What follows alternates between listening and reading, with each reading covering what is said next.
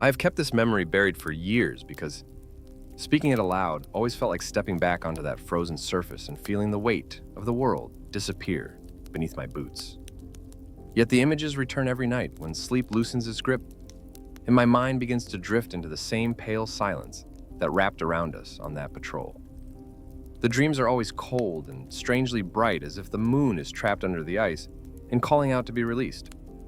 I know the patterns by heart now, and I know the sound that begins each dream because it is the same sound that ended that mission. A slow, hollow vibration rising from below, like the breath of something hidden very deep. I served as a sergeant with the 24th Independent Motorized Rifle Brigade, stationed near Slyudyanka on the southern rim of Lake Baikal. Winter operations there demand a kind of discipline that becomes instinctive because you cannot afford hesitation. The cold strips energy faster than fear strips courage, and the terrain never forgives carelessness. The lake freezes so cleanly that in some places the ice is like glass, and you can look down into the water and notice shapes drifting far below in a silent world that feels older than anything human. Our unit had grown used to the constant shifts of the lake's ice sheets, which groan and crack and echo like artillery rumbling at a distance. These sounds normally fade into the background of winter life, yet that year something felt different long before the briefing for that patrol was even written. The official reason for our operation was routine winter security around several shoreline sectors where smuggling routes occasionally threaded through the darkness. The unofficial reason was spoken only in passing among officers who lowered their voices when they believed none of us were close enough to hear. A border guard squad had gone silent during a 3-day sweep across the frozen expanse. Their GPS tracker sent one final ping before communication collapsed and recovery teams found nothing at the coordinates except undisturbed ice and the whisper of wind moving across the surface. 6 trained men do not simply vanish without leaving at least a trace, and every soldier in the brigade felt the tension that moved through command in the weeks that followed. Our patrol briefing took place at 400 inside a narrow room lit by a pair of old fluorescent tubes that flickered every few seconds. Frost crept across the windows in long, branching veins, and the smell of diesel from the generators outside seeped through every seam in the wood. Lieutenant Mikhailov stood at the front table studying the map with the stiffness of a man who had not slept deeply in several nights. The rest of us listened as he outlined the route and described the recent reports of movement near the buoy line, several kilometers out on the ice. He did not try to hide his concern, and that alone told me that whatever we were walking into did not fall into any familiar category. I checked my gear and felt the familiar weight settle around my shoulders. The AK-74M hung across my chest with a fresh magazine locked in, although the cold made metal feel as if it could shatter if handled roughly. My balaclava had already gathered a thin crust of ice crystals, and my gloves had that stiff quality that always appeared after long hours drying near the barracks heater. The PRC-77 radio rested on Valatov's back in its insulated pouch, and we all hoped it would survive the temperature drop once we reached the lake. Night vision gear works poorly in Siberia's deep cold, yet carrying it was still mandatory. Even a minute of visibility can save your life. We stepped out just before the first hint of dawn. The world outside held a silence so clean it felt unnatural. Snow drifted in long, thin sheets across the ground, and the trees stood rigid in the dim light. The truck carried us only as far as the shoreline because the ice beyond that point becomes too unpredictable for heavy vehicles. When the engine shut down, the sudden quiet made every breath feel louder than it should.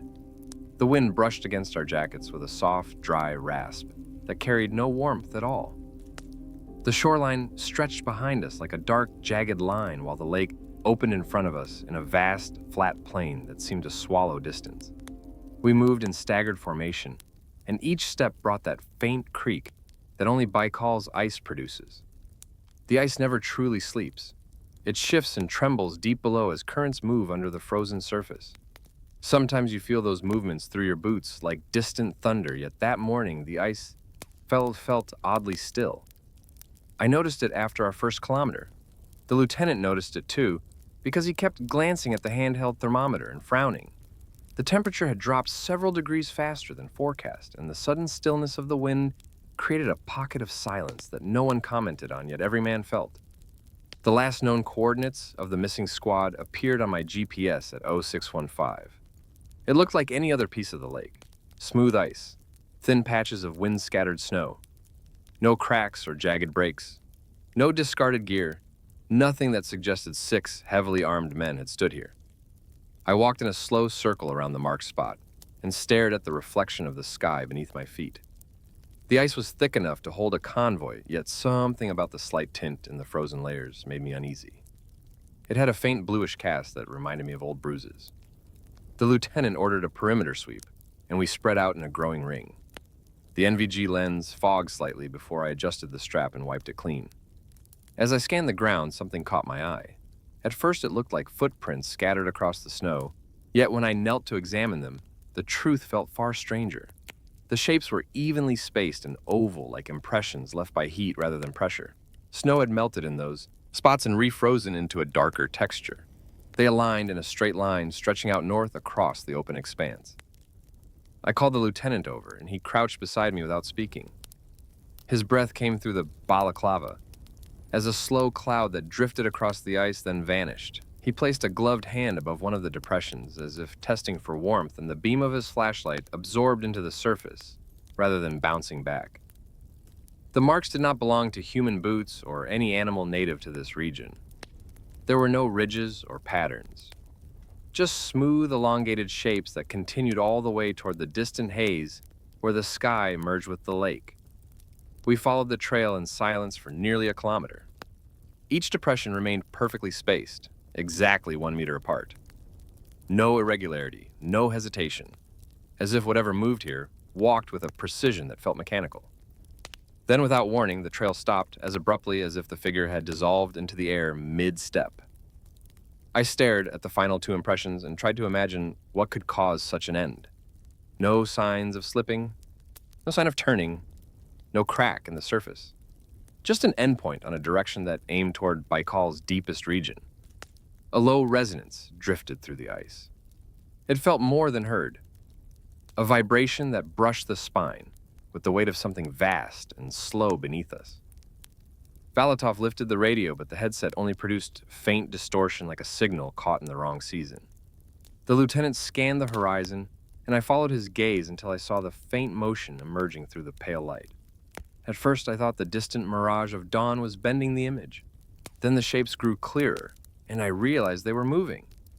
3 figures walked across the ice several hundred meters away. They were tall and thin with a strange pale tone that stood out even under the deep blue wash of early morning. Their stride matched the exact spacing of the impressions we had followed. The ice beneath their feet showed no reaction to their weight, no cracking, no melting, no distortion. Each step looked as if they slid across the surface without truly touching it.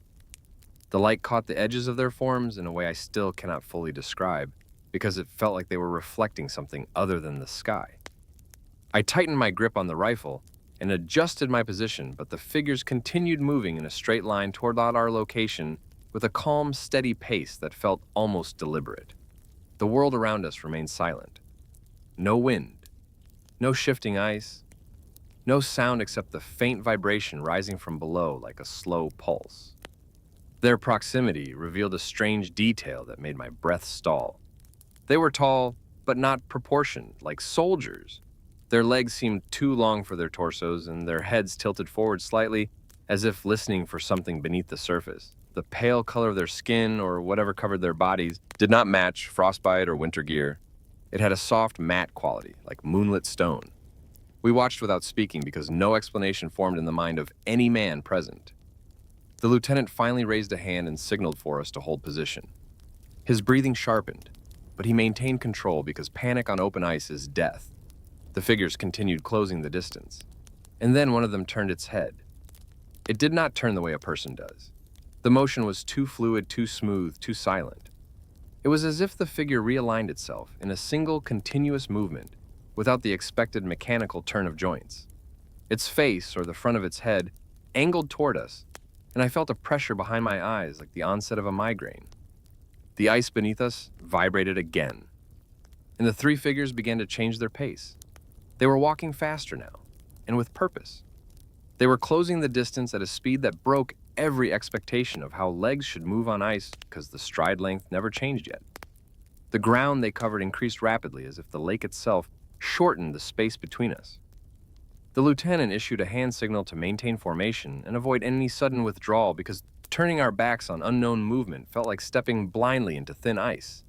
I could feel the cold tightening around my lungs with each breath, and there was a strange dryness in the air that did not match the usual humidity hovering above Baikal during midwinter.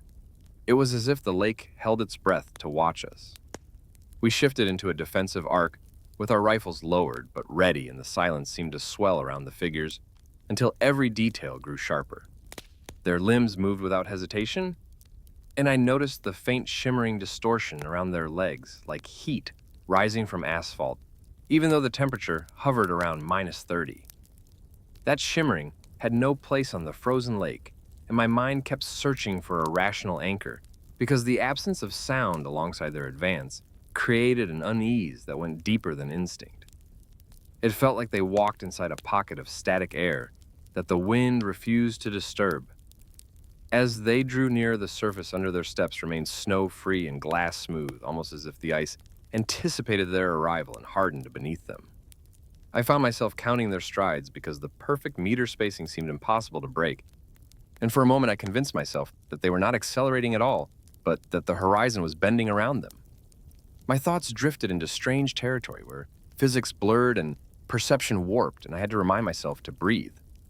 The lieutenant raised his binoculars, and his shoulders stiffened in a way that told us he had seen something he could not categorize. He did not speak, because he understood that a spoken description would disrupt whatever fragile sense of order held us together out there.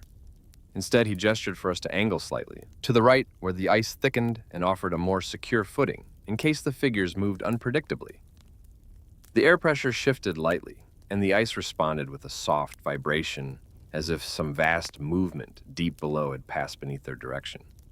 The sensation traveled upward through my boots and into my legs, and it felt similar to standing near a passing freight train, but slower and deeper. I had felt Baikal shift many times, but never with this rhythmic pattern that aligned perfectly with the movement of the three figures. It was almost like a pulse. When they reached roughly 200 meters distance, they slowed. The transition had no tell. No preparatory movement, no shift in posture. One stride covered 1 meter, and the next covered half. Their bodies leaned slightly forward, and their torsos adjusted with a grace that did not belong to anything human carrying weight in winter gear. Their height seemed close to 2 meters, yet there was an illusion that they were taller because of the elongated lines of their silhouettes. I tried to focus on their faces, but the early light refused to settle on any details. Something about their surface absorbed light in a way that defied the crisp reflections usually cast by the dawn over ice. We stood unmoving as the figures stopped at an exact distance. Not approximate, exact. The precision hinted at intention, and that realization struck me harder than their appearance. Whatever intelligence guided them operated without the uncertainties of living creatures navigating slick terrain. They stopped exactly 100 meters away, as if measuring us. The air turned unnaturally still again. There was no wind, and no sound except our controlled breathing. Even the lake had gone quiet beneath us. Baikal never stays silent for long, because the water and ice are in constant tension, yet at that moment everything rested in a state of suspended balance, as if waiting for a signal. When the central figure tilted its head a fraction to the right, the ice vibrated again. This time the vibration carried a faint harmonic tone that skirted the edge of hearing like a low whisper, just beyond comprehension. The sound did not pass through the air in the usual way. Instead, it traveled directly through the ice and rose through our boots into our bones. It reminded me of the distant hum of electrical transformers, but slower and more deliberate. I resisted the urge to step back because something in that vibration felt like a test. The lieutenant raised his hand slowly, telling us to hold our positions. His voice remained low as he spoke barely above the sound of his breath. He instructed us to maintain our spacing and keep our weapons down.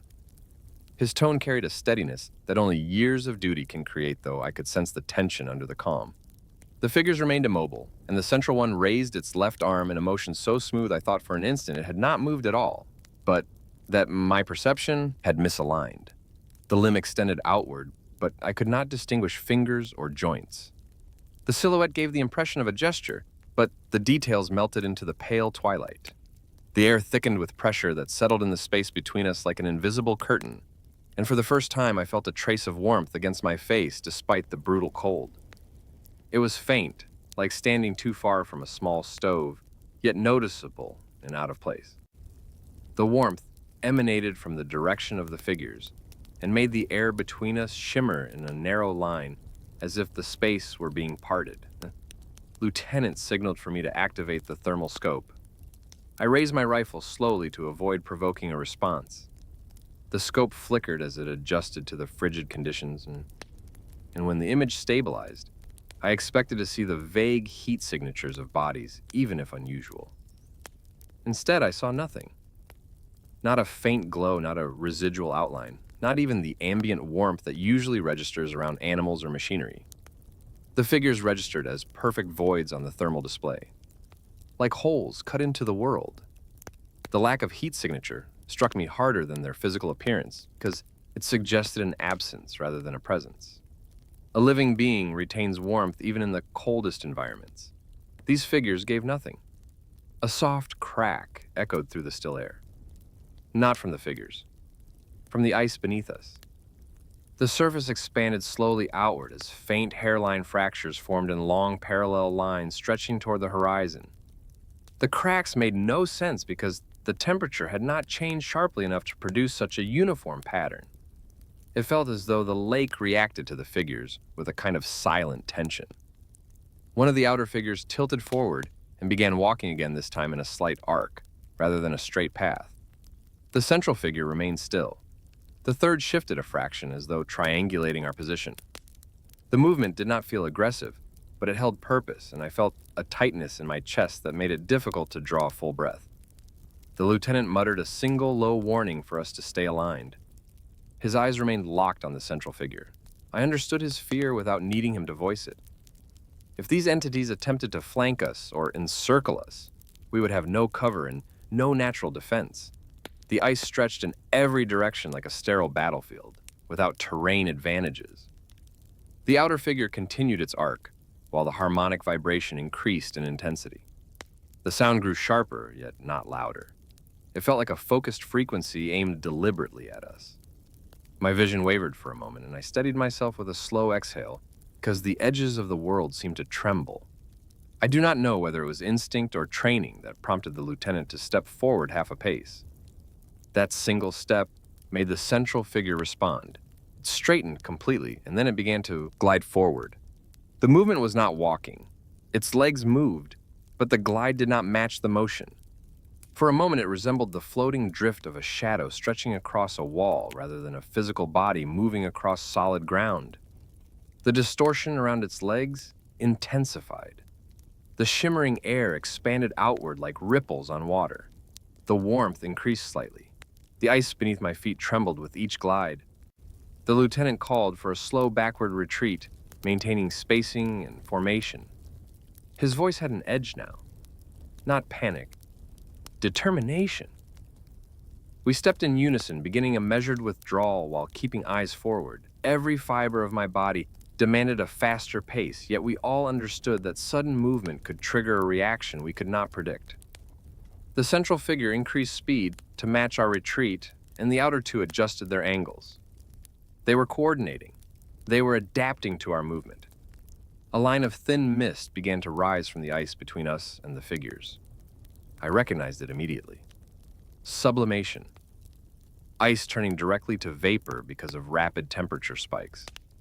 This meant that whatever force surrounded the figures exerted heat or energy invisible to our equipment except through its effect on the environment. The mist drifted upward, forming a faint veil that caught the weak early light. Through that veil, the figures appeared taller. Their proportions stretched subtly, as if the shimmer altered perception. We continued our retreat step by careful step. The central figure accelerated again, and then the radio on Valatov's back emitted a sound that did not belong to any human signal I have ever encountered. It was not static and not distortion. It was a tone that rose in a slow spiral, like a voice struggling to form a word. The sound did not come from the speaker. It came from the ice. The sound moving through the ice did not resemble anything mechanical or organic, yet it carried an unmistakable intention that wrapped around the edges of my hearing like a pressure wave bending inward.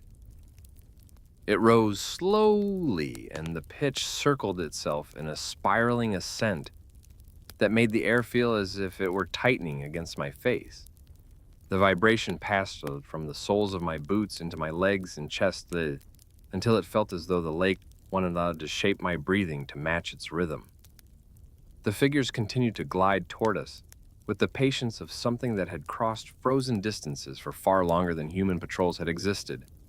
The lieutenant signaled for us to shift left because a patch of thin, fracturing ice stretched directly behind us, and retreating blindly over it would have been suicide. As we moved in a shallow arc, the temperature around us rose again with an unnatural steadiness that suggested a controlled field rather than a natural front. The mist rising from the ice thickened into a low, white layer that swirled in languid patterns and stuck to our clothing like chilled fog. The air tasted metallic and carried a faint bitterness like the smell of old batteries. My mouth went dry immediately, and a subtle tremble ran along my jaw as if the vibration in the ice had reached the nerves in my teeth. The figures adjusted to our new angle without hesitation. This confirmed what we already suspected. They were tracking us, not wandering. The outer figure that had begun the earlier arc now angled sharply to intercept our projected path. The other mirrored the motion from its opposite flank until their positions suggested a coordinated narrowing of space. We were being herded. Our retreat became more difficult because the ice now held faint ripples beneath its surface. They looked like slow-moving waves trapped inside a solid sheet, shifting just enough to blur reflections. Every step required careful placement to avoid slipping. The lake's surface was becoming unstable in a way I had never seen. Baikal shifts often, but it does not ripple like something breathing. The central figure lifted its head and the gliding motion paused. Its torso leaned fractionally backward as if listening to the vibrations in the ice. Then the sound changed. The spiral tone flattened into a low, steady hum that pressed against my chest with a weight that forced a shallow breath. The hum did not feel threatening by itself, yet something about its precision made my thoughts drift into an uncomfortable clarity, as though my mind were being pushed into a narrower channel where only certain ideas could fit. We slowed our retreat because the lieutenant raised his hand in warning.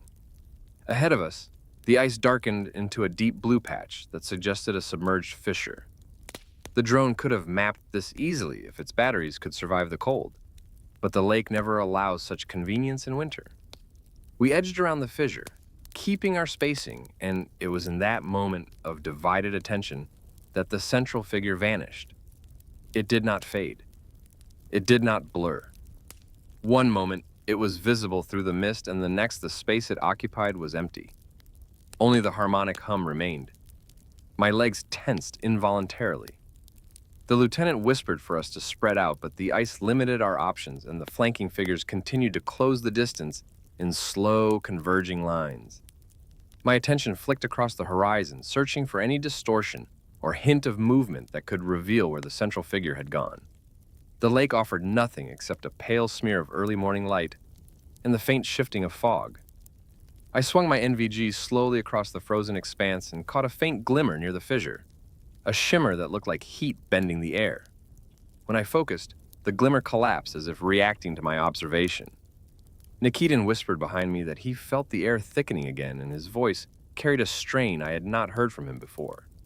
He was steady even under fire, but the unnatural silence and the strange shifting warmth were taking a toll on all of us. The hum grew stronger and my vision wavered for a second, as though the world had tilted slightly out of alignment. The lieutenant signaled for us to rotate our formation so we could watch all angles at once. As we did, the ripple inside the ice intensified, and the fissure ahead widened by a few centimeters with a nearly inaudible crack. A thin line of vapor escaped upward from the widening seam and curled around my boots like a cautious animal sniffing at unfamiliar scents. The flanking figures stopped moving. They stood perfectly still facing us, with that elongated posture that made their height appear unnaturally extended. Their silhouettes had no defined edges now. The mist rising around them made their outlines bleed into the air as if their bodies were only an approximation of a shape rather than a fixed form. Then the central figure reappeared. It materialized behind the two flanking ones, as if it had stepped out from behind a curtain that did not exist. No transition. One moment, empty space. The next moment, the tall, pale body standing upright, head angled toward us again. The mist parted around it with a slow, spiraling draw like water being pulled into a drain. The reappearance shook something inside me. I felt a tightening along my spine that made me grip my rifle with more force than necessary. Every instinct I possessed demanded we fire, yet logic held us still. Firing on the lake could fracture the ice, and firing at entities we did not understand could escalate the situation beyond recovery. We stood trapped inside a fragile circle of calculation, trying to read intentions through shapes that gave no human cues. The central figure glided forward once more, and the fissure behind it opened another centimeter. I watched the widening line between ice sheets, and an unwelcome thought crept into my mind. The figures were not simply following us. They were pushing us into a position aligned with the fissure. They wanted us near it. The lieutenant understood the danger instantly and gave the signal to begin drifting southward, away from the fissure, while keeping our pace deliberate. Turning away fully could trigger pursuit. Running was impossible on the shifting surface. We needed to reshape our path without making it appear as retreat. For a moment, the figures allowed the change. They watched, they measured. The hum softened, as though the lake were deciding something. Then the wind returned. A single gust swept across the ice with enough force to push a wave of snow crystals into our faces. The sudden return of natural movement felt jarring after so long in dead stillness. Yet the gust carried no relief because the snow shifted in strange patterns as it moved across the surface. It curled around the figures without touching them and slipped past their forms like water sliding around a submerged beam. The wind died as quickly as it came, and the harmonic hum changed pitch again. The outer figures began closing the distance at a faster glide than before. Their movements had lost the earlier patience. This was pursuit. We accelerated our pace, still controlled, but with the kind of urgency that comes from the realization that the edge between danger and catastrophe is rapidly shrinking. The lake under our feet resumed a low groaning that rolled across the surface like distant artillery. Thin cracks spidered outward from the fissure behind us, and the air trembled with each pulse of the harmonic frequency. The distance between us and the figures shrank. 50 meters, 40. Their silhouettes gained detail, but not clarity. I could not distinguish eyes or features. Their heads seemed smooth and pale, with a faint reflective sheen that caught the cold light in a way that resembled wet stone. Their arms hung with no sway, and their shoulders remained unnaturally still, even as they glided forward. We held formation and continued our angled path. The lieutenant maintained his pace with absolute discipline. Saev stumbled briefly on a patch of rippled ice, but caught himself and kept moving. No one spoke. Breathing had become the only human sound on the lake. Then the ice beneath us shifted hard enough that my knees buckled. A deep vibration rolled through the frozen surface, and a burst of mist erupted from a cluster of thin cracks ahead. The lake was responding, not randomly, but like a living structure flexing under pressure. The harmonic hum grew sharper, and I felt an ache along the base of my skull that made my vision blur for a second. The central figure suddenly halted. Its elongated body straightened in a slow movement that made the surrounding mist swirl outward. The flanking figures stopped a heartbeat later. The timing suggested communication between them. Coordination at a level beyond simple observation. The hum stopped. The silence that followed pressed on my ears so hard I thought the pressure might rupture something. My heartbeat felt loud. My breath felt foreign. The air held a weight that made every second stretch. The central figure raised both arms. The mist around their bodies began to move upward in thin tendrils, and the surface of the ice between us darkened as though something below had stirred. The darkness expanded in a slow horizontal spread that swallowed the familiar pale blue color. It looked like a shadow rising through layers of frozen glass. The lieutenant whispered for us to keep moving, and avoid stopping under any circumstances.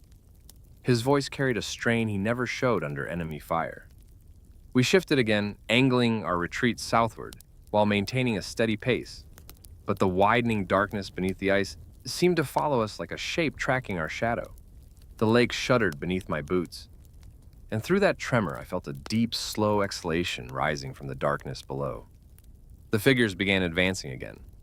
The deep exhalation rising through the ice carried a pressure that moved through my boots and into my legs with a slow, deliberate rhythm, almost like the lake itself had lungs buried far below the frozen surface, and had chosen that moment to draw its first conscious breath in ages.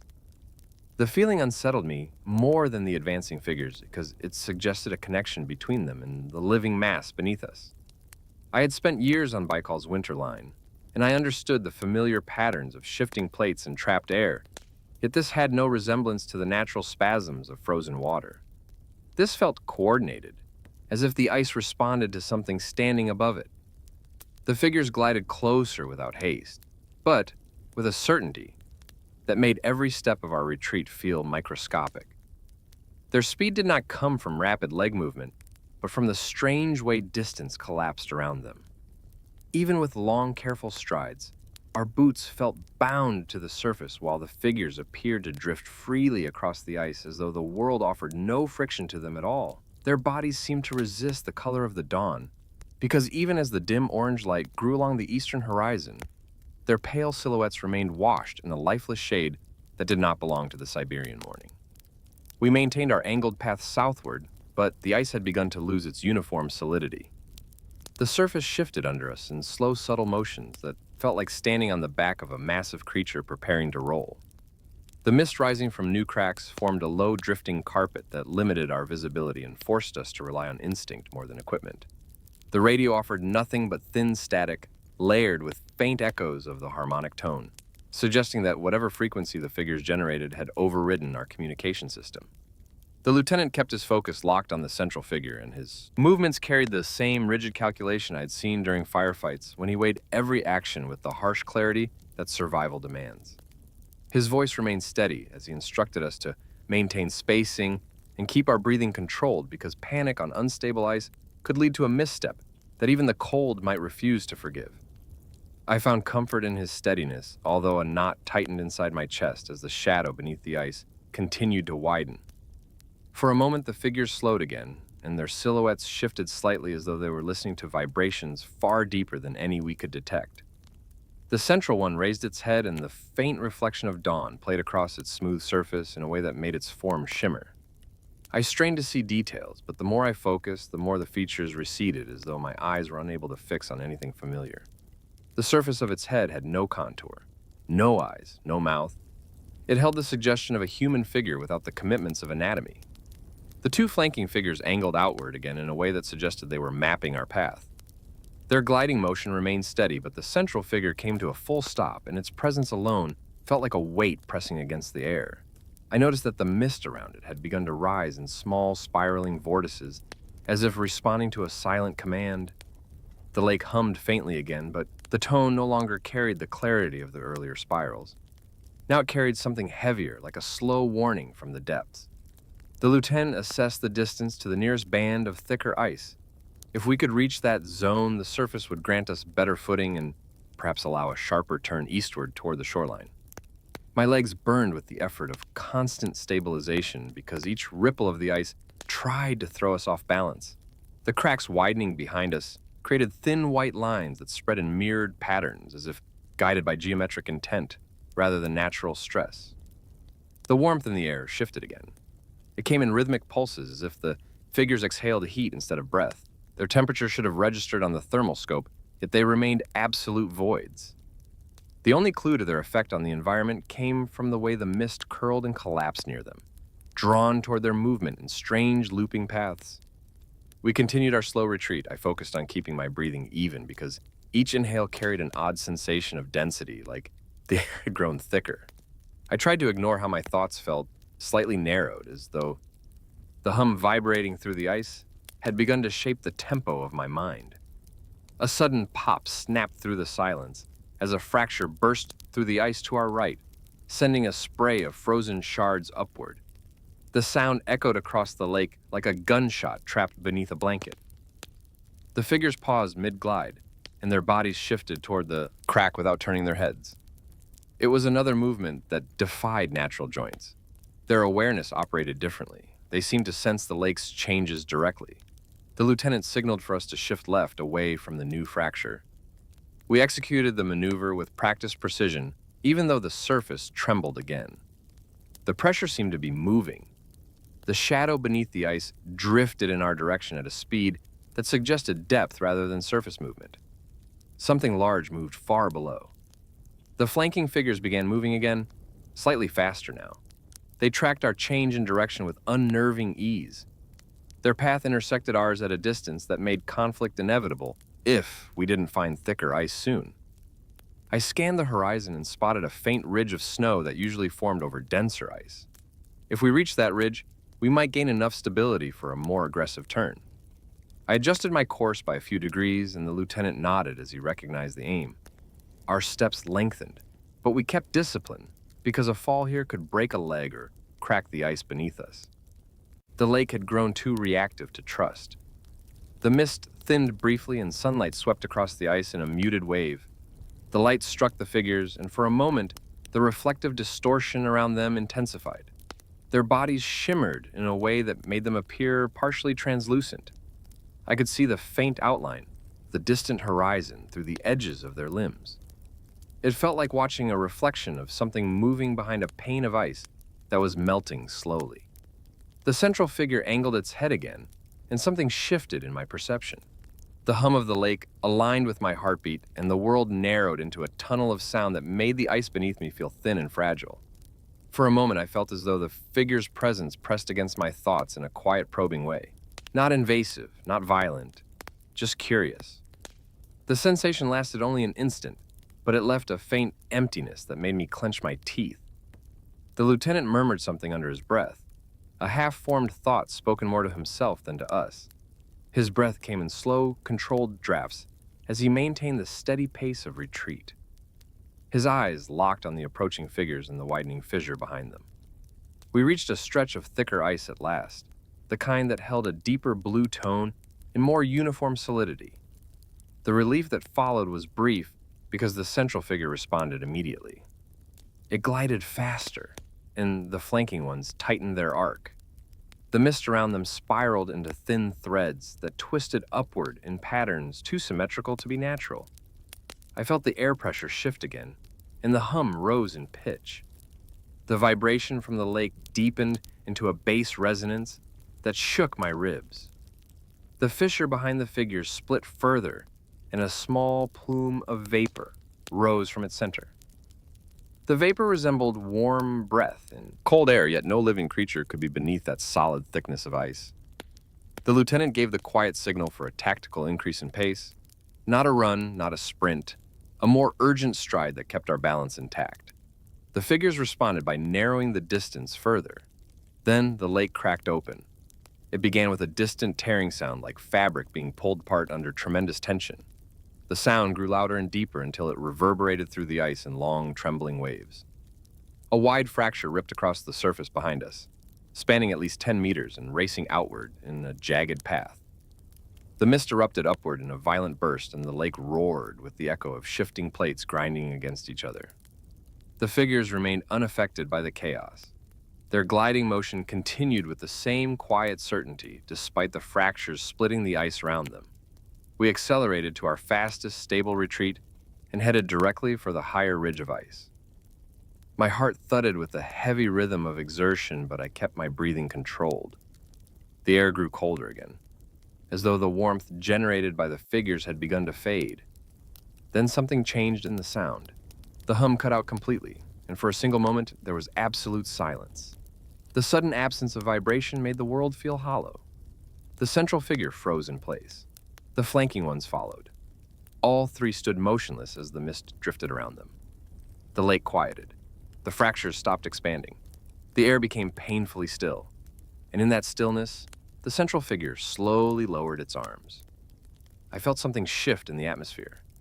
A withdrawal. A decision. The figures began to retreat. They glided backward across the ice with the same precise 1-meter stride they had used earlier. The shadow beneath the ice followed them. The mist thinned, the warmth faded, the pressure lifted, but they did not vanish. They were repositioning, as if giving us space to move, as if waiting for something else to surface. The lieutenant whispered for us to keep moving without pausing because whatever allowed them to withdraw did not guarantee safety. We pushed forward across the thick ice field. The lake trembled one last time. A deep, muffled thud rose from the depths beneath us. And through the ice, I saw something move. What moved beneath the ice shifted with a weight that defied the scale of anything I had known in my years along Baikal's winter perimeter. It was not a creature in the conventional sense, because the motion lacked any pattern associated with fins or limbs or swimming bodies. Instead, the movement resembled the slow turning of an immense submerged mass, adjusting itself in the dark pressure of the lake's deepest chambers. The shadow drifting below us stretched wider than the combined length of our formation, and its momentum stirred the ice with a steady pulse that brought a dull ache into my knees. I held my breath without meaning to, as the shape glided beneath my boots. In a silence so profound it felt like an ancient ritual had begun beneath the frozen world. The lieutenant raised his hand, but even before he had made the signal, we all understood the unspoken order. Keep moving. Do not stop. Do not look directly downward for too long. It was not fear that guided this instinct, but a strange sense that whatever moved under us possessed an awareness capable of sensing attention itself. As we advanced, the shadow shifted course and paralleled our path for a short distance, like a massive presence keeping pace. The ice above it bowed ever so slightly, and thin white fissures branched outward from the strain, although no rupture formed. The shadow maintained a steady rhythm until a faint glow began to radiate from the deep center of its shape. The glow was not bright and it carried no warmth. It resembled pale lunar light flickering through many layers of frozen water. As the glow strengthened, the figures behind us responded. Their silhouettes flared faintly with the same muted luminance, as though whatever stirred beneath the ice held a connection to them, or perhaps the figures themselves acted as extensions of something far deeper. The air changed again, and the metallic taste that had lingered earlier sharpened into something like ozone mixed with a scent I could never fully identify. The scent carried a memory of minerals, pressure, and ancient isolation. The central figure turned its head in our direction, and the pale shimmer running along its surface rippled with the same cadence as the glow beneath the ice. The connection became undeniable. The figures did not simply inhabit the lake. They were synchronized with it. Whether protectors or projections or something stranger, I could not tell. But it was clear we had entered a territory where presence alone held meaning. The lieutenant whispered for us to hold a steady pace and conserve breath because the distance to the shoreline had begun to feel deceptively elongated. Morning light lifted slowly behind the ridge, yet the visible landmarks seemed to stretch in a way that made the horizon feel farther than physics allowed. My mind struggled to determine whether the world itself was altering around us, or whether our perception had been affected by the harmonic vibrations earlier. The shadow rose closer to the surface, and the ice responded with a low, resonant moan that vibrated through my chest. I imagined the groan echoing through the deep trenches of the lake's underwater caverns, where pressure crushed rock into new shapes.